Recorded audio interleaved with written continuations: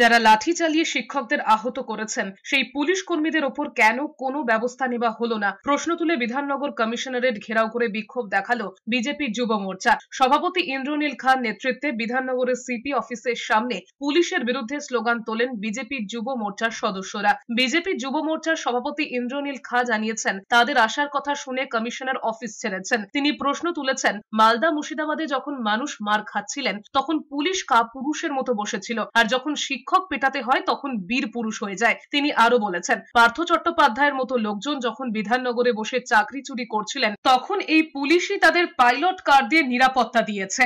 আন্দোলনরত শিক্ষকদের কেন থানায় ডাকা হচ্ছে তা নিয়েও প্রশ্ন তুলেছেন ইন্দ্রনীল খাঁ।